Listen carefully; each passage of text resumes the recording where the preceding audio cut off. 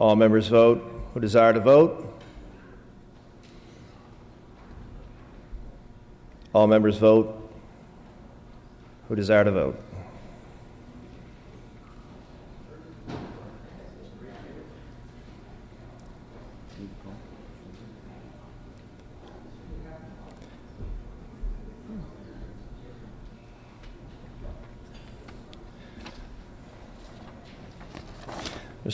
Mr. Hernandez. There we go. Pleasure. Clerk will close the roll. Tally the vote. Ayes 41, noes 27. Measure passes.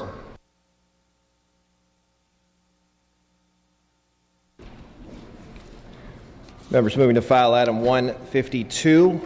That's AB 1505. Clerk will read. Assembly Bill 1505 by the Committee on Labor and Employment, an act relating to car washes. Passing temporarily.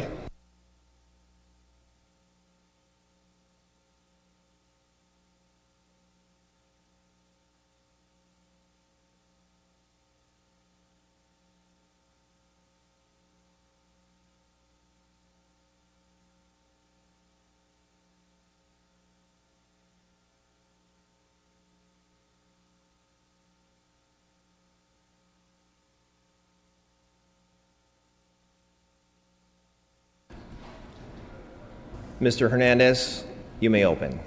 Thank you, Mr. Speaker. Members, existing law regulates car washes and requires them to register with the Labor Commissioner. This bill provides that a car wash operator must notify a potential purchaser in writing of the requirements of existing law, requiring a person selling the car wash business to inform a prospective purchaser about the requirements of the law will ensure greater awareness of the compliance with the law. I ask for your aye vote. Ms. Grove, you're recognized.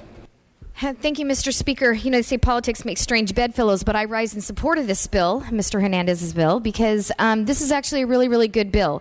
There's a lot of laws that affect car washes and gas station car washes, and a lot of things have happened in the past where an unsuspecting buyer of a new business will have a previous business owner's liability of their wage and hour issues and a whole bunch of other things and that happened in the past.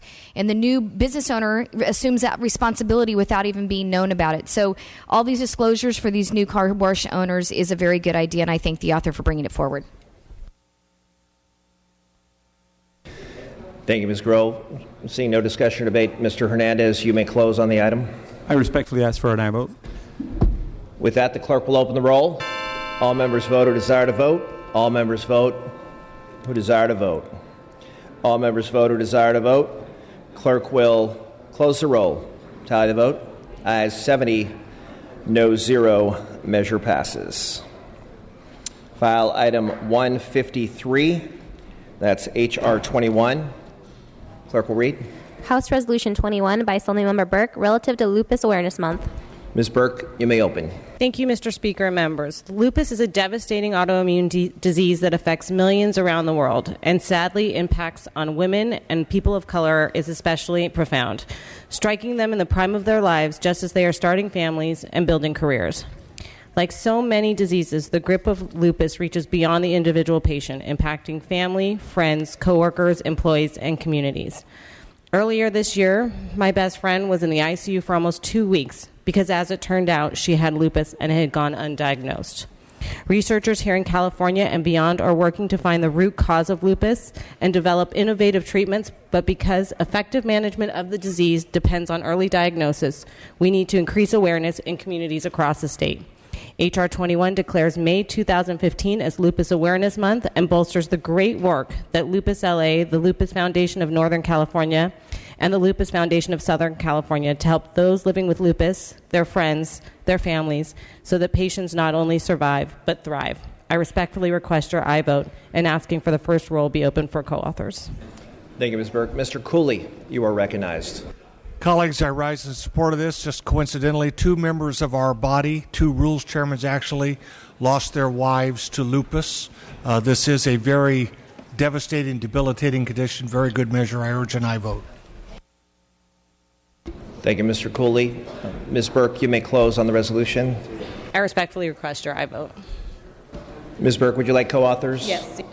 Okay, Ms. Burke is asking that the first roll be open for co-authors on H.R. 21. Clerk will open the roll. Members, this is for co-authors on H.R. 21. The clerk will close the roll. There are 73 co-authors added.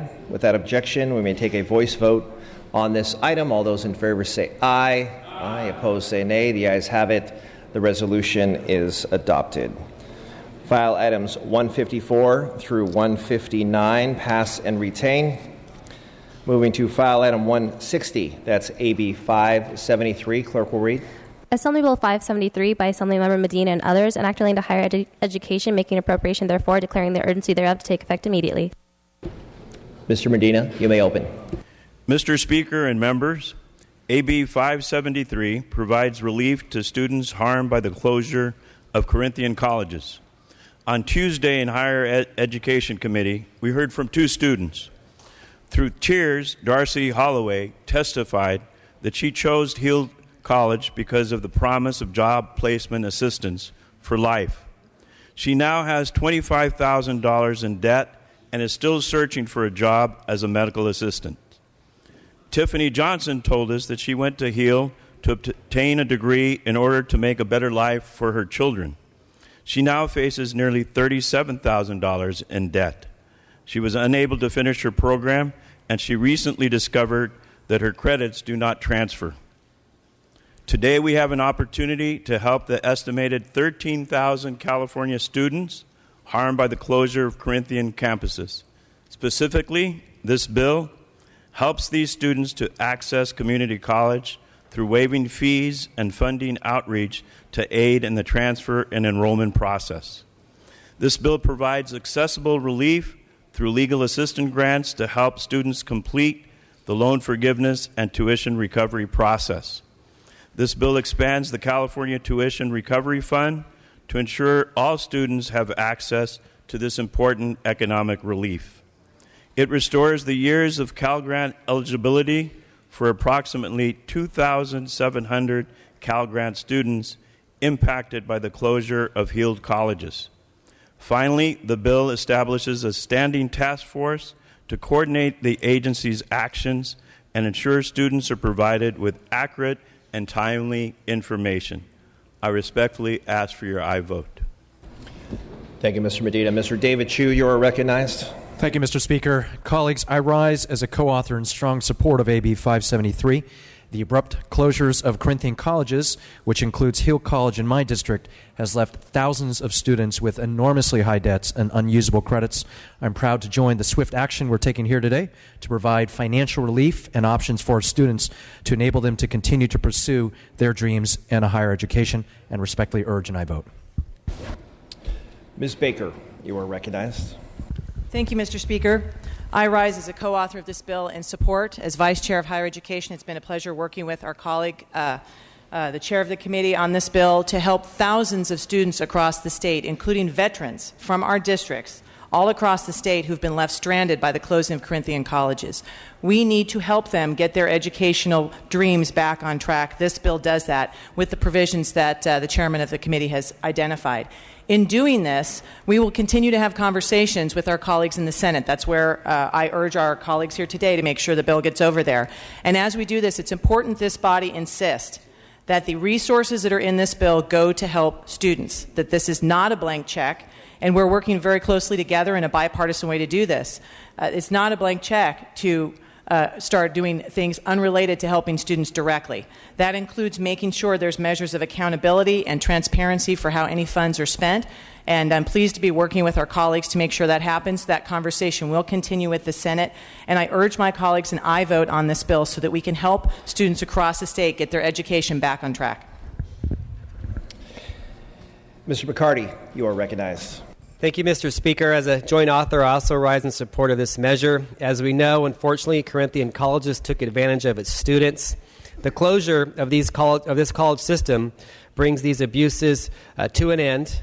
These practices left too many students high and dry with lots of debt, no degree, and many lost hours spent on programs of questionable quality.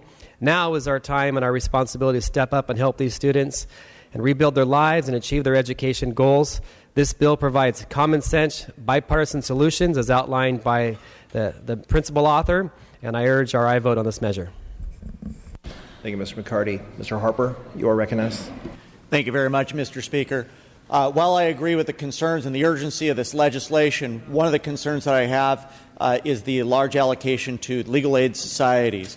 Of course, you have a situation which, in any tragedy, there are a lot of folks who seek to approach and look for the potential to be able to address the situation, but I think this is the appropriate way to be able to do it, and I won't be voting in favor of the measure.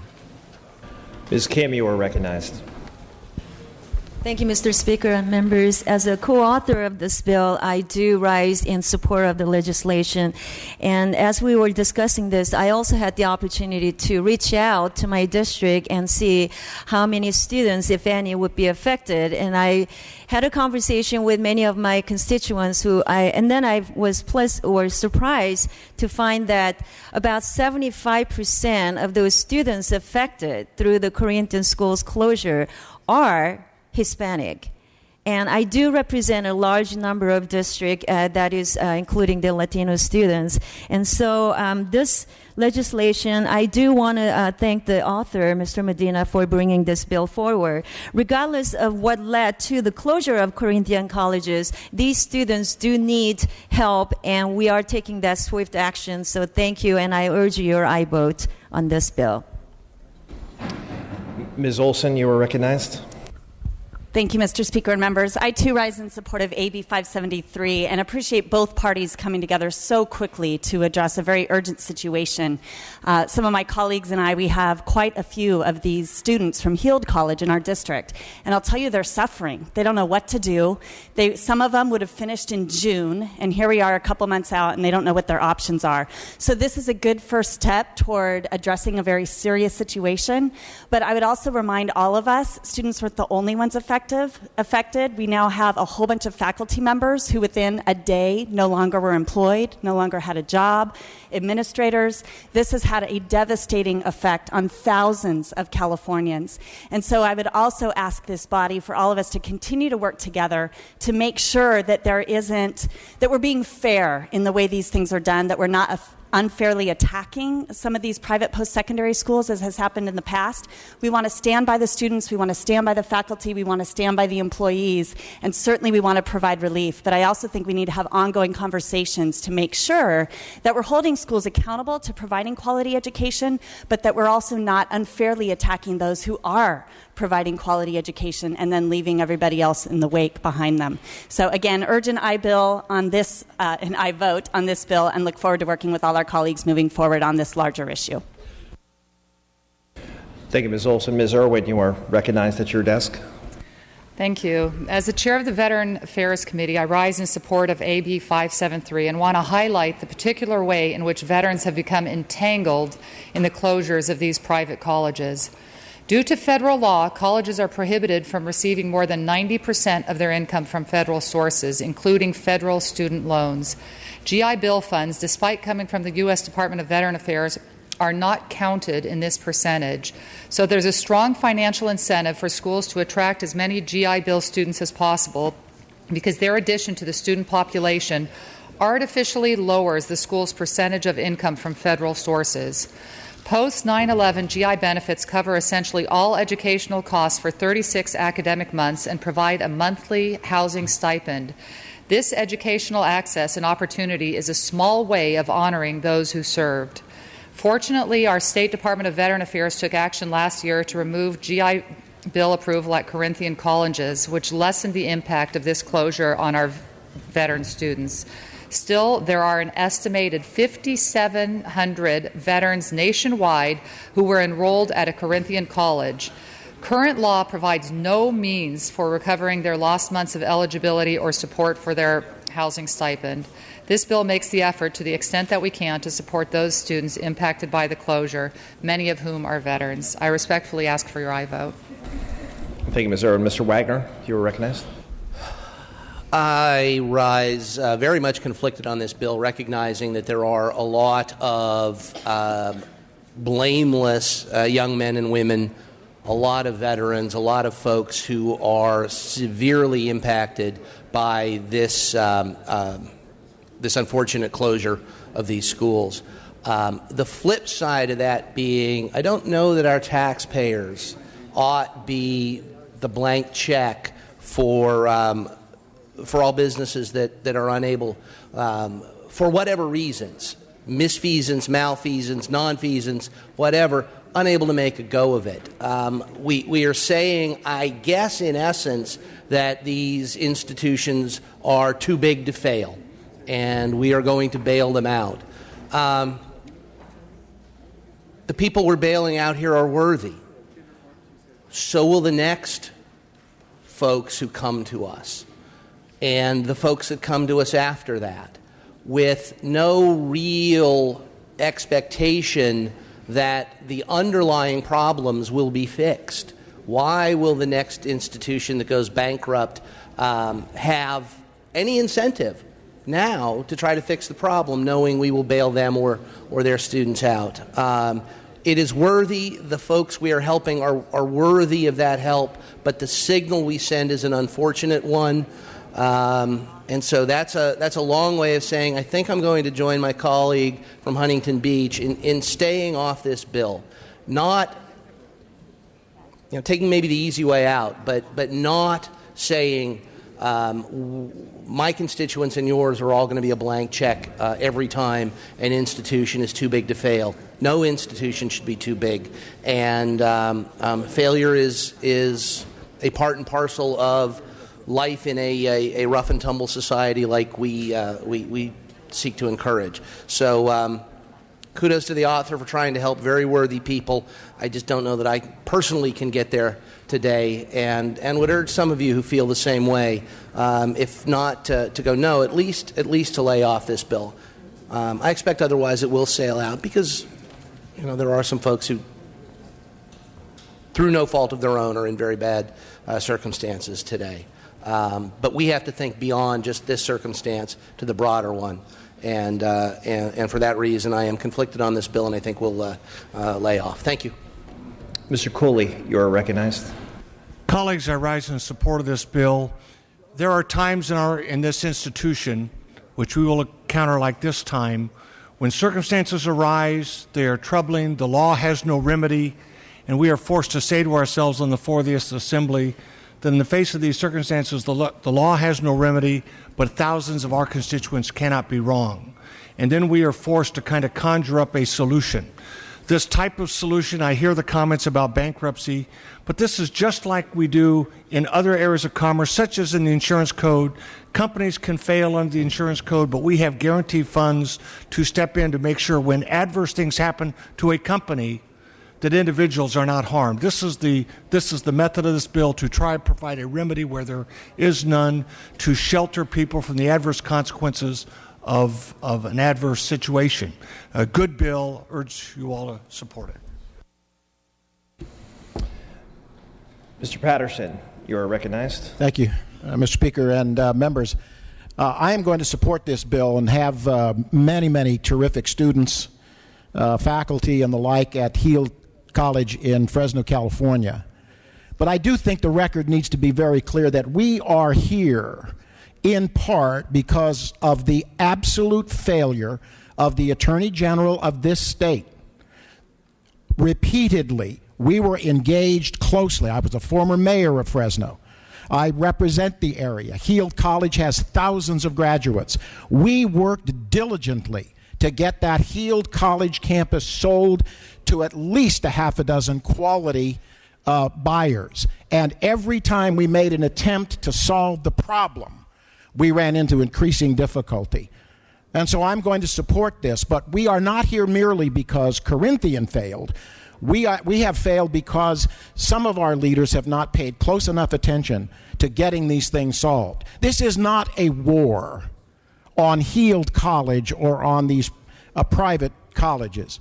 There are far too many thousands of successful people in Fresno, California who graduated up through Heald College. And so we are here because of certainly Corinthian's failure, but we are also here because of a lack of foresight by some of our leaders. Let's not repeat this problem again.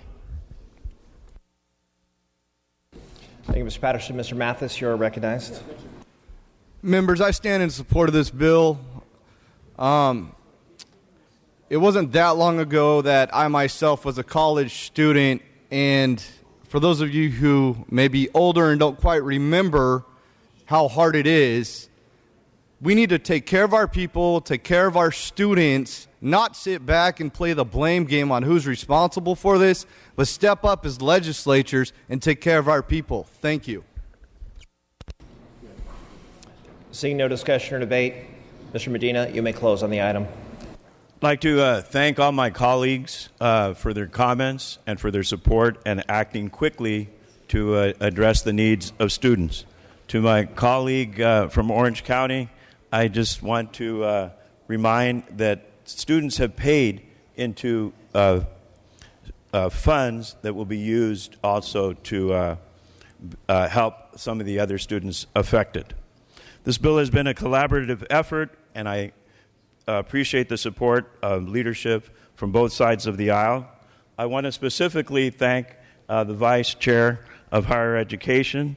Our offices have worked closely together to strengthen the legal aid provisions of this bill. There are a number of outstanding questions about how and why Corinthian closure happened. And it is vital that we understand and take action earlier in the process to protect the students enrolled in colleges that are now facing fates similar to Corinthian. This bill, however, is specifically focused on Corinthian students. Our goal is to make these students financially and educationally whole. I respectfully ask for your aye vote. Thank you, Mr. Medina. Seeing no further discussion or debate, clerk will open the roll. All members vote or desire to vote. All members vote or desire to vote. All members vote or desire to vote. Clerk will close the roll. Tally the vote. Ayes 71, no 0 on the urgency. Ayes 71, noes 0 on the measure. Measure passes. Moving to the consent calendar. Does any member wish to remove an item from the consent calendar? Seeing and hearing none, the clerk will read the second day consent calendar. Assembly Bill 856 by Assemblymember Calderon, an act relating to privacy. The clerk will open the roll on the second day consent calendar. All members vote or desire to vote. All members vote who desire to vote. All members vote who desire to vote. Clerk will close the roll, tally the vote. Ayes 77, no 0. The consent calendar is adopted.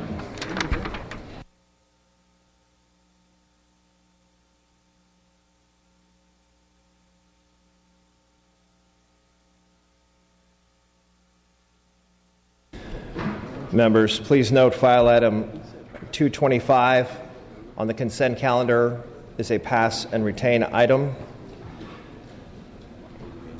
and we will defer the reading of the items until the conclusion of session.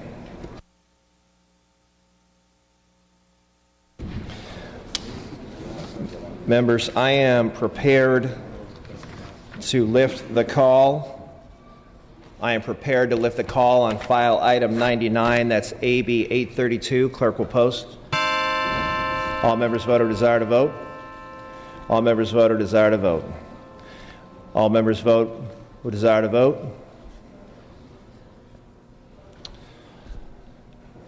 The clerk will close the roll, tally the vote. Ayes 27, noes 30. Measure fails. Ms. Garcia notices reconsideration. Members, I have a couple of brief announcements. The Revenue and Taxation Committee will be meeting in the Rules Committee room upon adjournment. That's Rev and Tax in the Rules Committee room. Members, I would also like to make note that we are celebrating Madam Speaker's one-year anniversary as the Speaker. Congratulations, Madam Speaker.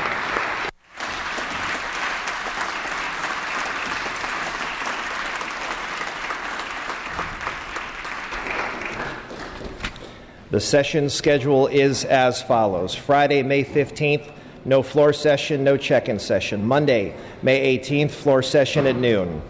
Tuesday, May 19th, check-in session. Wednesday, May 20th, check-in session. Thursday, May 21st, floor session upon call of the Speaker and check-in session. Friday, May 22nd, floor session at 9 a.m. All other items remaining will be passed and retained.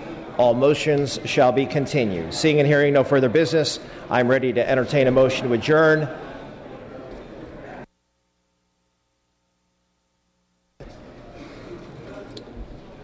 Mr. Holden moves. Ms. Waldron seconds that this